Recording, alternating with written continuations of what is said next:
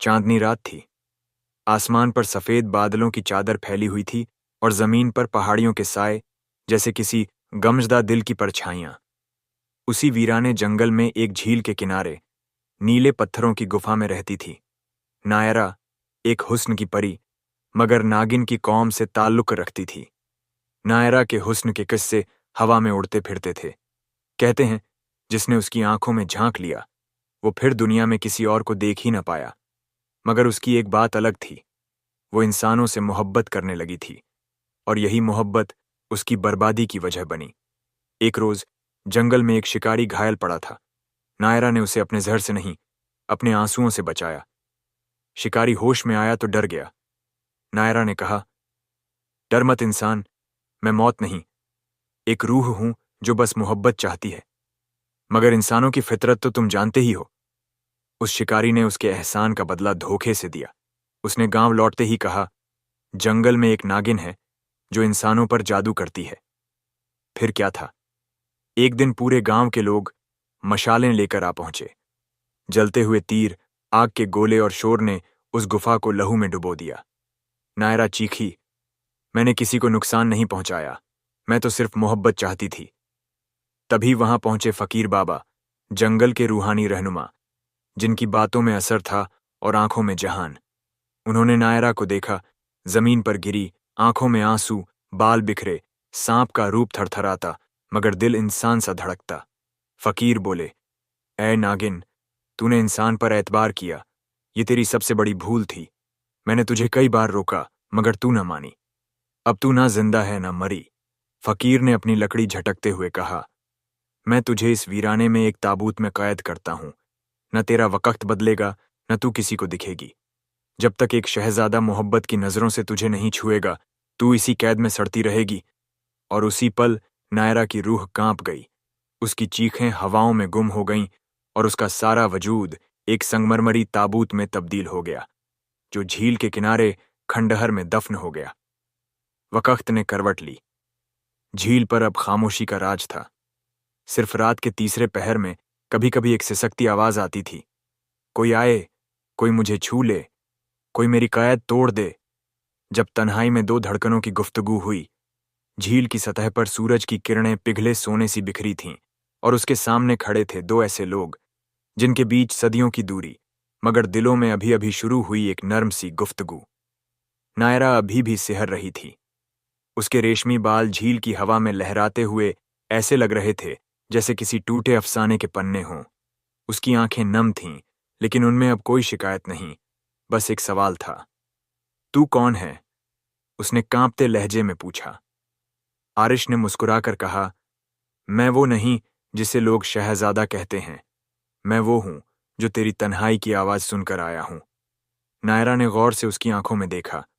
वहां न लालच था, न शौक़ तख्त, बस एक ऐसी मोहब्बत का सच्चा सुर था जो बिन बोले भी शोर करती थी। मुझे फकीर बाबा ने बद्दुआ दी थी। नायरा ने धीरे से कहा, मुझे इंसानों से मोहब्बत की सजा मिली, मगर तू इंसानों जैसा नहीं लगता। तू तो जैसे मोहब्बत की रूह हो। आरिश ने झील की रेत पर बैठते हुए कहा, मुझे बचपन से ही ये सपना आता था, ताबूत, झील और कोई जो रोता है। शायद मेरी रूह तुझसे पहले ही मिल चुकी थी। नायरा ने थोड़ी देर खामोश रहकर पूछा, क्या तू जानता है मैं कौन हूं? मुझे सिर्फ इतना पता है, आरिश बोला, कि तू वही है जिसकी आजादी मेरे हाथों मुकद्दर थी। और शायद मेरा मकसद सिर्फ तुझे छुड़ाना नहीं, तुझे जानना भी है। उसके इन लफ्जों पर नायरा का दिल कांप उठा। सदियों से जिसे इंसानों से नफरत हो गई थी, अब वही इंसान उसकी धड़कनों की सच्चाई बनता जा रहा था। अगर तू चाहे, नायरा बोली, तो मैं अपना असली रूप दिखा सकती हूं, लेकिन डर लगे तो वापस चला जाना। आरिश मुस्कुराया, जिसे तुझसे मोहब्बत हो वो तेरे हर रूप को कबूल करता है। और फिर नायरा ने अपने बदन पर फैली रोशनी को फैलाया, और एक पल के लिए उसका नागिन रूप सामने आया। चमकता हरा रंग, मगर आंखें अभी भी वही इंसानी मोहब्बत से लबरेज। आरिश ने कहा, तू जो भी है, जैसी भी है, तू मेरी है। और नायरा की आंखों से आंसू झर पड़े, मगर वो दर्द के नहीं थे, वो मोहब्बत के पहले नजराना थे। झील की लहरों ने जैसे उनके नाम पर कसम खाई। अब ये मोहब्बत कोई ताबूत नहीं रोक सकता। जब इश्क ने अपना पहला इम्तिहान लिया, झील की रेत पर अब दो परछाइयां थीं, एक मोहब्बत की प्यास, दूसरी मोहब्बत की परवाह। नायरा और आरिश दोनों उस लम्हे को थामे बैठे थे जो सदियों से उनके दरमियान लिखा नहीं गया था। तू अब कहाँ जाएगी? आरिश ने हल्की सी मुस्कान के साथ पूछा। नायरा ने दूर कहीं झील की परली छोर की ओर देखा। मैं तो वहीं हूं जहां तू हो, वरना मेरी दुनिया तो ताबूत में ही दफन हो चुकी थी। आरिश ने मजाकिया लहजे में कहा। तो अब ताबूत की जगह मैं तेरा नया कैद खाना बन जाऊं? नायरा हंस पड़ी। पहली बार उसकी हंसी में जिंदगी थी। अगर मोहब्बत कैद है तो फिर तू मेरा सबसे खूबसूरत कैदी है। लेकिन इश्क जब जरा सा मुस्कुराता है तो तकदीर ताली नहीं बजाती, वो तो सवाल उठाती है। झील की दूसरी ओर एक पुराना बरगद था, जहां सालों पहले फकीर बाबा ने बद्दुआ दी थी, और वहीं उनकी रूह अब भी भटकती थी, उस कसम की हिफाजत के लिए। जैसे ही नायरा और आरिश उस ओर बढ़े, एक अजीब सी ठंडी हवा चली। पेड़ की शाखें कांप उठीं और एक फुसफुसाहट उभरी। इश्क आसान नहीं है मासूमों, सजा अब भी बाकी है, नायरा ने ठिठक कर कहा। मैंने सोचा था जब मेरा शराब टूटेगा तो सब ठीक हो जाएगा, मगर लगता है कि मोहब्बत को भी इम्तिहान देना होता है। आरिश ने उसका हाथ थामा। तो चल, दे देते हैं इम्तिहान। वैसे भी मैं पढ़ाई में अच्छा था, मगर मोहब्बत में टॉपर बनने का वक्त आ गया है। और उसी वक्त झील की जमीन फटी। एक रहस्यमयी गुफा उभरी और उसकी दीवारों पर उभरे अक्षर। इश्क की रूह जब जमीन पर चलती है तो उसे आग की राह से गुजरना पड़ता है। अगर ये मोहब्बत सच्ची है तो ये आग फूल बन जाएगी। आरिश ने नायरा की तरफ देखा। उसकी आंखें ना डरी थीं, ना डगमगाई। तू साथ है? उसने पूछा।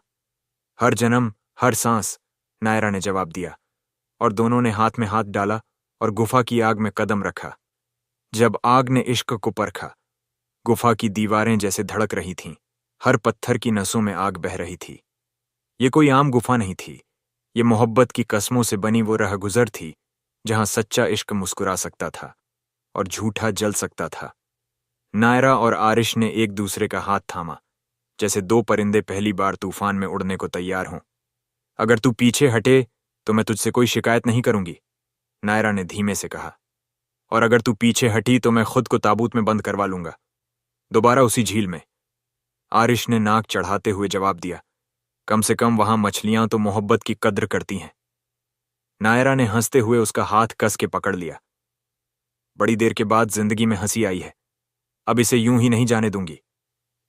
जैसे ही उन्होंने पहला कदम भीतर रखा, जमीन पर आग की लकीरें चमकीं, मगर ये आग उन्हें जलाने की कोशिश नहीं कर रही थी, ये आग उन्हें परख रही थी। दीवारों पर उभरे अल्फाज बदलने लगे।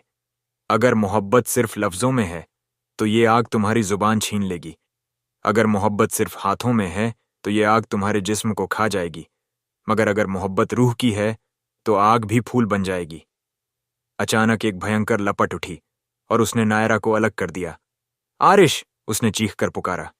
मैं यहीं हूं, उसकी आवाज आई, मगर दिखाई नहीं दिया। उस आग की दीवार के पीछे नायरा को फिर वही फकीर बाबा की आवाज सुनाई दी। तेरी मोहब्बत को अब तेरे सब्र से तौलेंगे, क्या तू उस पर भरोसा करती है? नायरा ने आंखें बंद कीं और कहा, वो शख्स जो मेरी रूह से मोहब्बत करता है वो जमीन पर नहीं, दिल में रहता है, और जिस दिल में मोहब्बत हो वहां आग नहीं लगती, वहां इबादत होती है। एक पल को सब कुछ थम गया, फिर जैसे किसी ने वक्त को फूलों में लपेट दिया।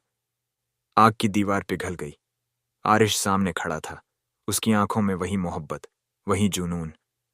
अबे तू ठीक तो है? आरिश ने पूछा। अंदर से भस्म न हो गई हो? मैं ठीक हूं, नायरा मुस्कुराई, क्योंकि तू मेरा भरोसा बनकर लौटा है। और फिर पूरी गुफा में फूल खिलने लगे, दीवारें महकने लगीं। इश्क ने इम्तिहान पास कर लिया था। गुफा अब वो गुफा नहीं रही थी, अब वो जैसे किसी जन्नत की सीढ़ियां बन गई थी। चारों तरफ गुलाब की खुशबू, दीवारों पर रोशनी का नाच और जमीन पर फूलों की चादर थी।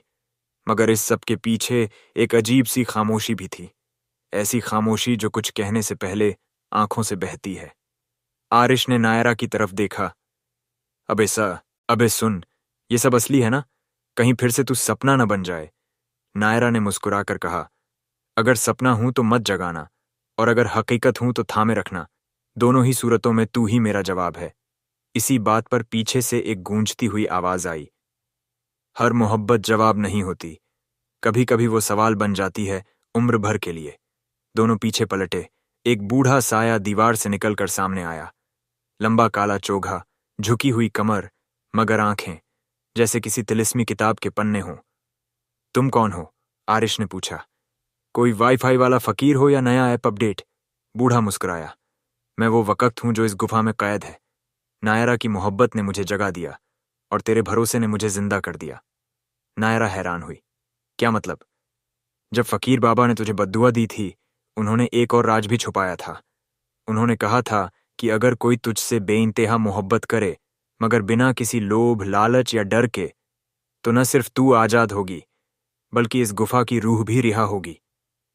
मतलब तू भी किसी मोहब्बत में जल गया था? आरिश ने पूछा। हाँ, और उस मोहब्बत ने मुझे इसी गुफा में पत्थर बना दिया। मगर आज तुम दोनों ने मुझे भी मोक्ष दिया। नायरा ने धीमे से कहा।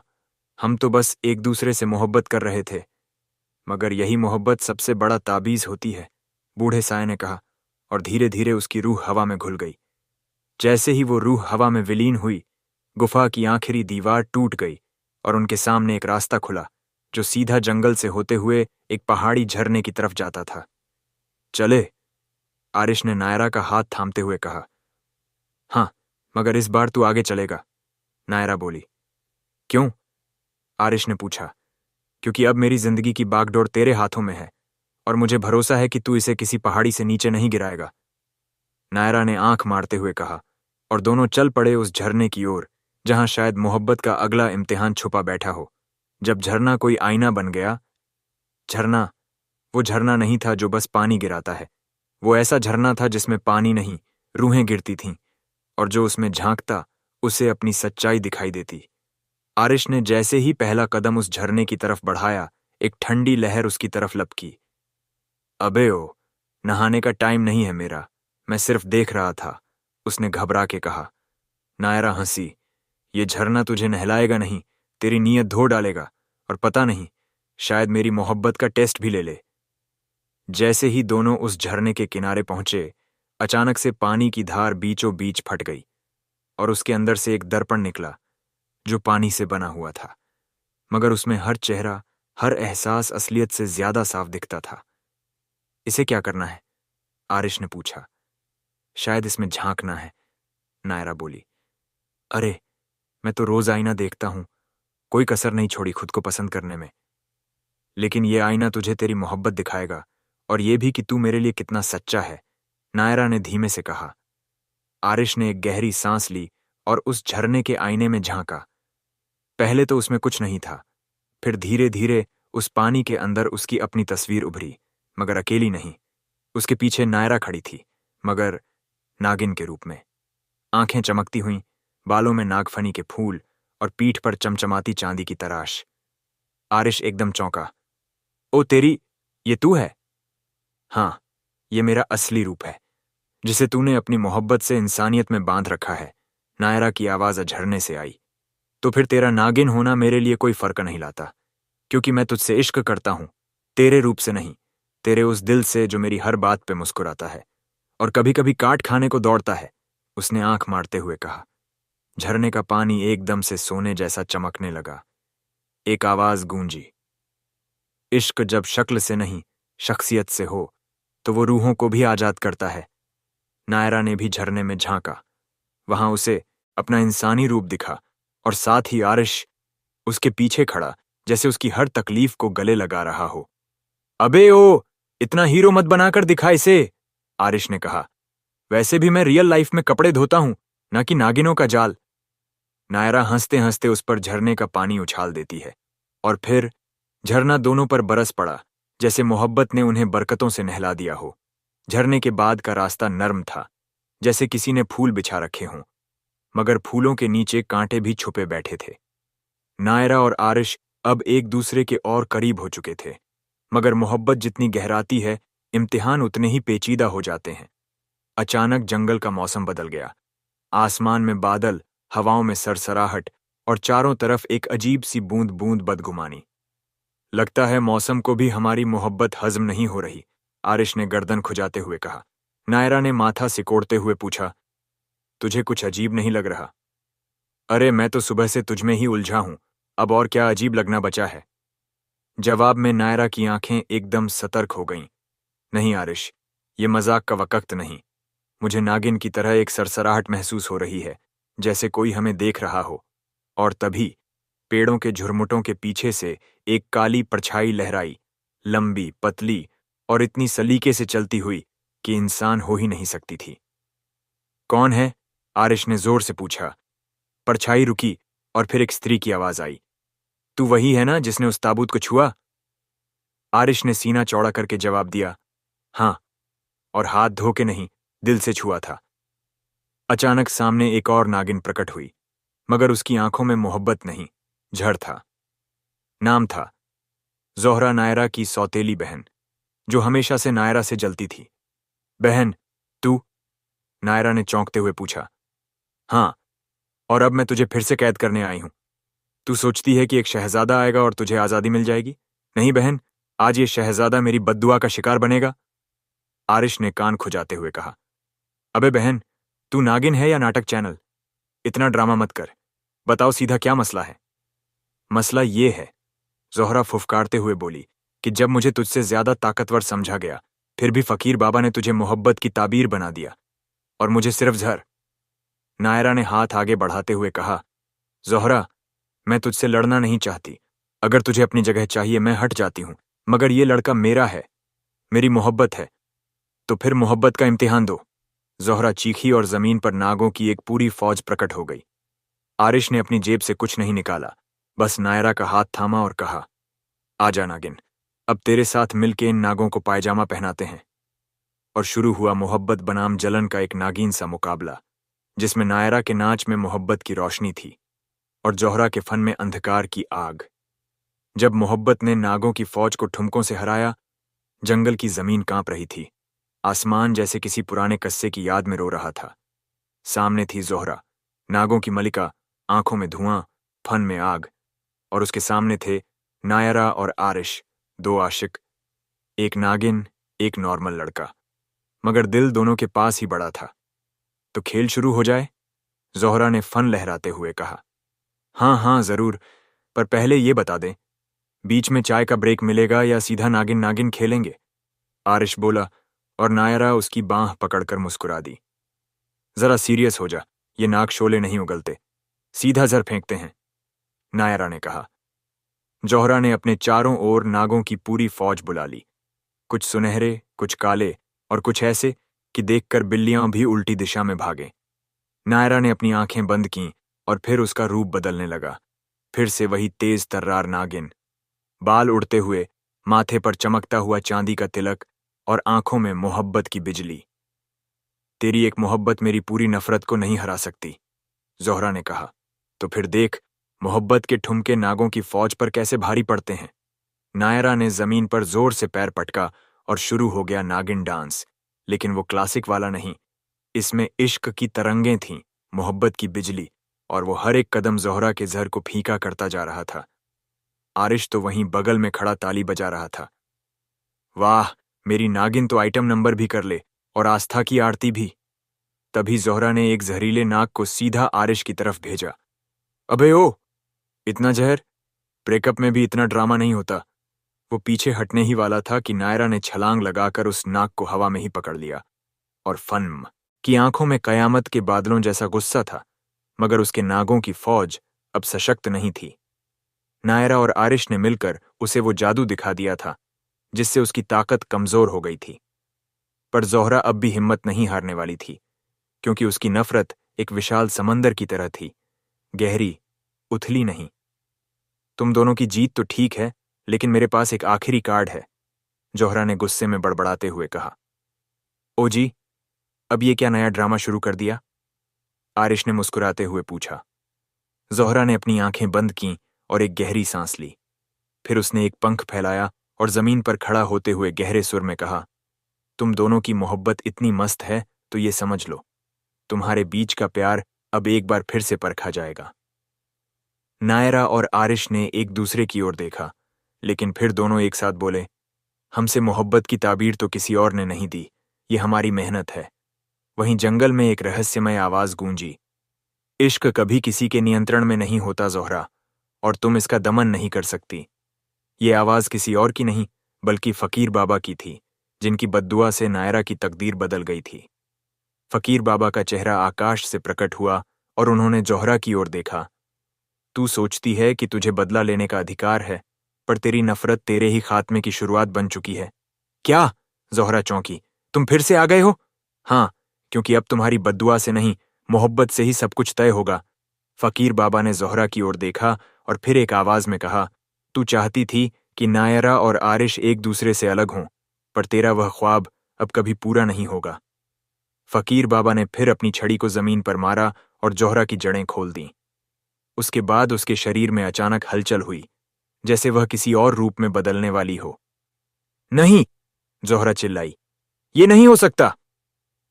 तू अब कभी किसी के बीच खड़ा नहीं हो सकेगी, फकीर बाबा ने कहा। और फिर जोहरा की शक्तियां खत्म होती चली गईं। वह जिद्दी नागिन अब अपनी सजा पा चुकी थी। वहीं नायरा और आरिश एक दूसरे की ओर मुड़े और उनकी आंखों में मोहब्बत की नर्म रोशनी चमक रही थी। नायरा ने हौले से कहा, आरिश, इस जंगल में तुम्हारे साथ हर पल को जीने का मजा कुछ और ही है। आरिश ने उसकी आंखों में गहरी मोहब्बत के साथ कहा, तू सिर्फ मेरी नहीं बल्कि इस जंगल की भी रानी बन चुकी है, और अब इस जंगल में कोई भी जोहरा हमें अलग नहीं कर सकता। उसी समय जंगल में फिर से शांति छा गई। हवा में एक ताजगी थी, जैसे कोई गम अब बचे नहीं। नायरा और आरिश ने एक दूसरे का हाथ थाम लिया और साथ चल पड़े, जैसे दो जिंदगी एक हो गई थीं। अब दोनों की दुनिया सिर्फ एक दूसरे के इश्क से रोशन थी, और जोहरा की नफरत की कहानी अब सिर्फ एक याद बनकर रह गई थी। जब दिलों में बसी मोहब्बत, तो फिर कोई ख्वाब अधूरा नहीं रह जाता। जंगल में अब पूरी तरह से शांति फैल चुकी थी। हर पेड़, हर पत्ते में जैसे नयापन था। हवा में मोहब्बत का एहसास था, और नायरा और आरिश की दुनिया अब उनके प्यार से रोशन हो चुकी थी। लेकिन उस खौफनाक जोहरा की हार के बाद एक नई चुनौती सामने आ गई थी। क्या सचमुच अब सब कुछ खत्म हो गया था, या फिर कुछ और भी बाकी था? आरिश और नायरा साथ चल रहे थे, लेकिन उनके मन में एक हल्का सा डर था। जोहरा की नफरत भरी ताकत खत्म हो गई थी, लेकिन क्या यह सब हमेशा के लिए था? क्या इस जंगल की शांति कभी टूटेगी? आरिश, नायरा ने धीमे से कहा, तुझे लगता है कि सब कुछ ठीक हो गया है? आरिश ने उसकी तरफ देखा और मुस्कुरा दिया। तुम्हारी आंखों में जिस तरह की मोहब्बत है, मुझे नहीं लगता कि अब कुछ गलत हो सकता है। नायरा ने उसकी बातों पर सिर झुका लिया, लेकिन फिर उसकी आंखों में एक ताजी चमक आ गई। हाँ, तुम ठीक कहते हो, उसने कहा। मगर फिर भी, क्या किसी और संकट का सामना हमें करना पड़ेगा? आरिश ने नायरा का हाथ पकड़ा और दोनों को एक गहरी शांति का एहसास हुआ। क्या तुम मेरे साथ हो नायरा? हम साथ मिलकर किसी भी तूफान का सामना कर सकते हैं, उसने कहा। हमारा प्यार अब हर बाधा को पार कर चुका है। लेकिन तभी एक धीमी सी आवाज आई, जैसे जोहरा के नागों की कोई अंतिम छाया जंगल में से गुजर रही हो। नायरा और आरिश दोनों चौंक पड़े। आवाज धीरे धीरे तेज हो रही थी। उन्होंने चारों ओर नजर दौड़ाई, लेकिन कुछ दिखाई नहीं दिया। लेकिन अचानक एक घना धुआं सामने से उठने लगा। फिर वह घना धुआं किसी सूरत में बदलने लगा और सामने खड़ी थी वह डरावनी जोहरा। नहीं, तुम नहीं, नायरा चिल्लाई। तुम फिर से वापस आ गई हो। जोहरा के चेहरे पर एक नई रहस्यमय। दूसरी ओर जंगल में हरियाली फिर से खिल उठी थी। पेड़ पौधे जो कभी डर और घबराहट से जूझते थे, अब हर सुबह सूरज की किरणों में नहा रहे थे। नायरा और आरिश की मोहब्बत ने इस जंगल को एक नई पहचान दी थी, एक पहचान जो शांति, प्रेम और समृद्धि से भरी हुई थी। आरिश, नायरा ने एक दिन उसकी आंखों में झांकते हुए कहा, तुम्हारे साथ रहकर मुझे ऐसा लगता है कि मैं अब अपनी दुनिया में हूं। हर डर, हर डरावनी रात अब सिर्फ एक याद बन चुकी है। आरिश ने उसकी बातों पर मुस्कुराते हुए कहा, तुम्हारे साथ तो यह जंगल भी स्वर्ग सा लगता है। जहां तुम हो वहां हर जगह रोशनी है। नायरा ने एक गहरी सांस ली और कहा, लेकिन हमें यह नहीं भूलना चाहिए कि हमारी मोहब्बत में ही सच्ची ताकत है।